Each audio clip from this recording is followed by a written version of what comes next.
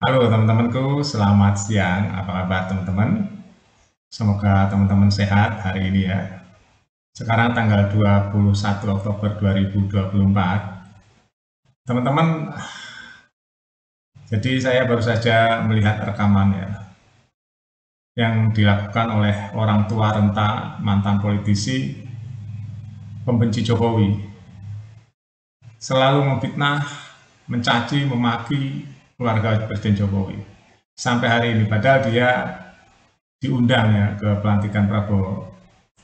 Ya, jadi sang pembenci ini selalu menjelek-jelekkan keluarga Jokowi, tapi keluarga Jokowi tetap diem. Bahkan memfitnahnya luar biasa ya, memfitnah Gibran ya. Dia nggak tahu teknologi itu ya. Akun itu bisa dihack, bisa dipakai orang lain untuk mencaci maki orang lain juga. Tapi sang orang tua ini ya, udah kaki-kaki ini, udah aki-aki ini ya, tetap aja kebenciannya luar biasa sampai ke ubun-ubun. Pertanyaannya, kenapa orang ini sampai sebenci itu? Sebenarnya bisa diurut-urut, kenapa orang ini benci ini? Apakah keluarganya dirugikan? Ya, mungkin dirugikan ya, karena keluarganya. Dia nggak mendapatkan benefit, merasa dia orang penting kali ya. Nah, itu kesombongan. Namanya kesombongan. Jadi, kebencian itu kalau dibawa terus-terusan ya, itu nanti timbulnya fitnah, fitnah, fitnah, fitnah, memfitnah karena kebencian itu dia nggak bisa tahan nafsu karena kebencian itu. Apalagi dia membungkus kebencian itu dengan agama. Seolah-olah dia itu malaikat, seolah-olah itu dia Tuhan, seolah-olah dia itu maha tahu, seolah-olah dia itu yang paling tahu, yang paling bersih, yang paling bisa. Nah itu sifat setan itu seperti itu. Jadi sang pembenci ini ya teman-teman bisa cari videonya, nanti saya kasih link-linknya ya. Itu sang pembenci ya itu aja teman-teman. Di channel itu aja, teman-teman udah tahu lah maksud saya ya. Jadi ada kelompok pembenci itu ada beberapa yang kelompok pembenci Jokowi itu udah akut ya kalau menurut saya. Saya tuh netral ya teman-teman, di sini nggak ada kepentingan apa-apa. Saya hanya rakyat biasa yang kebetulan saya meneliti kelakuan manusia ya. Kelakuan politisi saya teliti itu sejak tahun 90-an. Ya. Jadi saya apal betul kelakuan politisi seperti apa, cara kerjanya seperti apa, cara berpikirnya seperti apa ya. Karena saya nggak mau masuk ke dunia itu, karena saya nggak mau hati saya tuh berkecamuk nanti nggak tenang. Akhirnya saya hanya mempelajari ya kelakuannya seperti apa. Ternyata masih ada politisi yang benar-benar hatinya tuh penuh dengan kebencian. Bahkan pengamat juga banyak sekali yang kebencian tuh sampai mengakar ya, mengakut sehingga berpikirnya tuh nggak netral. Banyak pengamat seperti itu ya. Dia terjebak dalam opininya. Dia hanya menyalah-nyalahkan dan sedikit pun tidak ada mengapresiasi. Padahal manusia itu ada dua, ada kekurangan dan ada kelebihan.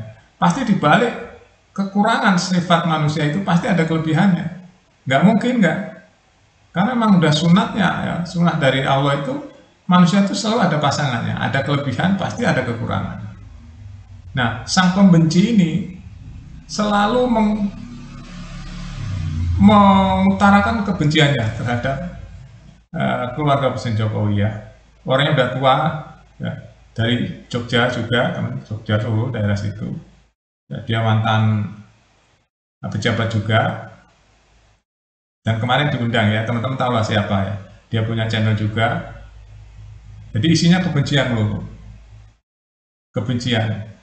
Ya, kebencian itulah yang tidak bisa menilai sesuatu secara objektif, karena di dalam hatinya ya manusia kalau udah ada kebencian itu dia nggak objektif. Jadi pendapat tentang orang yang dia benci selalu salah, selalu jelek. Ya, itulah penyakit benci itu di situ, penyakit kebencian. Dan yang paling parah lagi, dia itu mempengaruhi orang lain dengan kebencian itu melalui pakai agama. Ini yang membuat orang tuh nanti mencemarkan agama, ya, agama Islam. Agama itu mulia ya, agama Islam itu suci, bersih gitu ya. Dicemarkan oleh orang-orang yang membawa-bawa agama, di dalamnya ada kebencian. Apalagi dia berlevel-level sekolah tinggi ya, profesor, doktor. Teman-teman, profesor, doktor itu hanya apa sih? Sebenarnya hanya pengakuan saja. Aslinya itu yang profesor, doktor itu akhlak dan kelakuan dan manfaatnya buat masyarakat. Ya, yang tahu profesor, doktor itu apa sih? Ya, tentang Tuhan, ketuhanan nanti, atau ya hanya dirinya dan Tuhan. Manusia kan cuma mendapatkan kertas lembar profesor, doktor. Dia mendapatkan sertifikat ya dari sebuah institusi, contohnya universitas kayak apa kayak. Padahal profesor doktor tuh banyak, bukan hanya di sekolah resmi, di masyarakat pun banyak profesor doktor. Banyak teman-teman. Saya kasih tahu apa sih disertasi itu? Apa coba disertasi itu? Nggak perlu di kampus resmi dia bisa bikin disertasi. Contohnya dia membuat sesuatu yang baru, ya dia tekuni, dia teliti, hingga dia berhasil dan bermanfaat hasil penemuannya. Itu doktor itu teman-teman. Itu doktor. Nggak perlu pengakuan dengan sertifikat, dengan kertas lembar, nggak perlu. Ya, nggak perlu. Saya itu meneliti ya, teman-teman saya kasih tahu ya. Saya main saham tuh 22 tahun ya. Saya teliti 22 tahun lamanya. Sampai saya menang berapa ratus juta dolar di rupiah, 6,4 triliun saya itu. Tapi karena saya main di luar negeri, akhirnya uang saya diambil mafia luar negeri. Di Rusia saat itu. Itu saya nelitinya puluhan tahun, bayangin aja. Sampai uang saya nggak dikasih, rekening saya diblok tuh waktu itu. Tapi karena saya nggak mau stres karena harta, ya silakan saja, saya udah urus, ternyata nggak jebol, karena yang dilawan mafia. Ya, yang dilawan mafia. Saya transaksi saat itu udah untung besar sekali ya, dengan rumus yang saya temukan itu. Itu kalau saya bikin disertasi udah 1 gelar doktor itu. Itu baru di dunia pasar modal. Belum di dunia sosial, belum di dunia teknik. Yang lain-lain yang saya teliti banyak teman-teman. Ya.